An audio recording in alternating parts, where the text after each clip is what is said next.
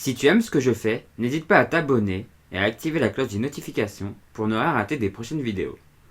Si tu as envie de soutenir mes vidéos, n'hésite pas à mettre un pouce en l'air, à les partager et à les commenter.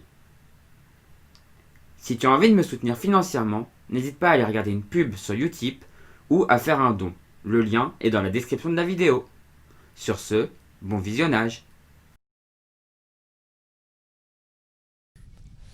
Bonjour Elodie, Bonjour. donc tu nous as invités à bord de ton bateau pour cette Dream Cup. Tu peux te présenter?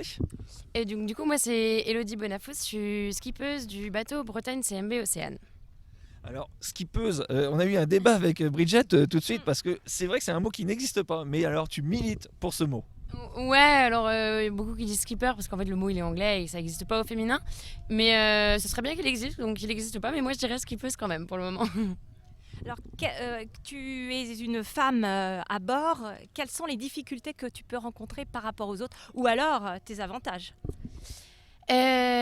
Difficulté, il y en a une petite forcément qui vient enfin, qui est physiologiquement parlant, c'est le physique. On a peut-être un peu moins de force que les garçons et encore on y travaille, on y travaille parce qu'il faut se préparer et c'est un bateau qui demande d'avoir de la force et de l'énergie.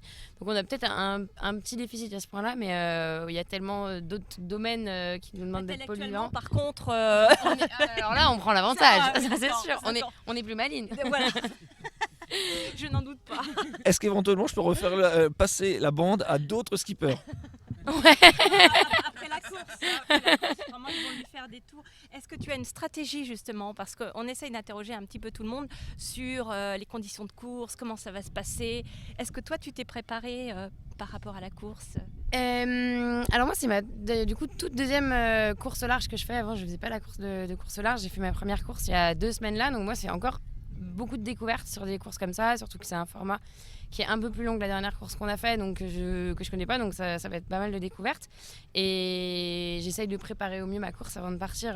Quand on n'est pas au bateau ici en train de bricoler, on est sur les ordis, sur les logiciels de navigation, on étudie les fichiers météo, imaginer tous les scénarios possibles qui vont pouvoir se passer pour anticiper le plus possible, mais après, il y aura toujours un peu d'imprévu dans la course, c'est ça qui est cool.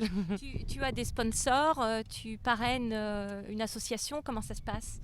Alors en fait, moi, c'est un challenge que j'ai remporté. C'est la région Bretagne et le Crédit Mutuel de Bretagne qui sélectionnent.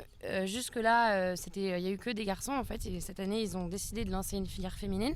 Et donc, ils ont sélectionné une jeune femme pour l'aider à débuter dans la course au large. Donc en fait, ils prennent un skipper ou une skippeuse novice qui a jamais fait la solitaire et en fait ils l'aident à débuter, ils apportent le bateau, le budget, toute l'équipe qui va avec pour avoir les meilleures conditions pour naviguer. Donc moi c'est ma toute première saison en Figaro et je suis merci et du coup je suis accompagnée par une équipe complète avec le budget qu'il me faut pour pouvoir naviguer.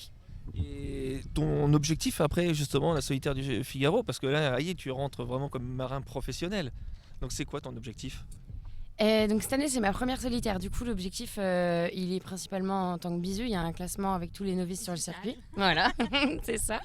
Du coup on est, je sais pas, je pense qu'on sera une dizaine de bisus sur le circuit. Donc il y aura un objectif sur ce classement-là. Après forcément un peu de rivalité féminine. On ne sera pas beaucoup de filles mais on a quand même envie d'être devant. et après voilà, c'est difficile de se placer au niveau classement parce que comme j'ai fait qu'une course, qu'il n'y a pas forcément eu tous les skippers sur cette première course-là, j'ai du mal à savoir à quel niveau je pourrais arriver d'ici septembre, mais dans tous les cas, on est compétiteur, donc je voudrais faire au mieux. Tu as commencé la course à la voile, mais tu as commencé la voile à quel âge et par quel bateau? Réponse classique, j'ai commencé en optimiste. Enfin, j'ai fait un peu de voile avec mon père qui avait un voilier quand j'étais toute petite. Et dès que j'ai eu l'âge de m'inscrire en optimiste dans mon club à l'école de voile de Lequirec, donc je viens de Finistère Nord, et j'ai dû commencer l'optimiste je pense que j'avais 8 ans ou 9 ans, quelque chose comme ça. Et après, j'ai fait un circuit classique, j'ai fait du 420 dans un pôle à Brest, j'ai fait de l'Open 570, du J80, pas mal d'équipages, toujours féminins. J'ai toujours navigué sur des équipages entièrement féminins. Ça me tenait à cœur. Et donc là, ça fait un an maintenant que je me retrouve en solitaire. J'ai pas fait de course en solitaire depuis que j'étais en optimiste, en fait. Justement, en solitaire, comment tu vas anticiper les manœuvres? Tu es obligé de vraiment réfléchir avant à faire les manœuvres, c'est beaucoup plus difficile quand même. Ouais, alors c'est beaucoup plus difficile et c'est pour ça que justement c'est toujours un peu le mot d'ordre de l'anticipation en fait, de l'anticipation de la préparation. Et du coup justement même si physiquement on n'a peut-être pas les mêmes capacités que des garçons, on trouve des techniques, on adapte, on ne fait pas forcément pareil parce que bah voilà, par exemple quand les garçons ils hissent le spi, ils peuvent le faire de l'arrière directement, ils ont beaucoup de force. Mais moi tant pis je vais aller au mât et au final je vais réussir à faire quelque chose d'équivalent, mais je trouve des stratagèmes et des techniques adaptées à moi, ma capacité physique. Bon, en tout cas, on te souhaite un excellent départ et un très bon vent pour cette course ici. Ça a été un plaisir de te recevoir ici sur Radio Flamme. Et on va te suivre. Et ben merci beaucoup d'être venu me rencontrer et ravi d'être à Cherbourg pour cette course avec autant de bateaux. Tu connaissais pas du tout Cherbourg auparavant? Si, je suis venue naviguer plusieurs fois à Cherbourg. J'avais fait quand je naviguais en équipage en J80. Il y a beaucoup de régates étudiantes ici et je naviguais pas mal avec la fac. Du coup, j'étais venue à Cherbourg. Il y avait eu un championnat du monde étudiant et tout. J'étais venue ici. Je connais un peu, même en optimiste. On allait toujours visiter le musée à côté. Je connais. Bon, bah en tout cas, bon courage et merci d'avoir fait visiter ton appartement. Très beau studio et on avait vraiment remarqué que tu avais fait un super ménage ici. Un gros effort sur le rangement. Le jeté de voile est extraordinaire. Merci beaucoup.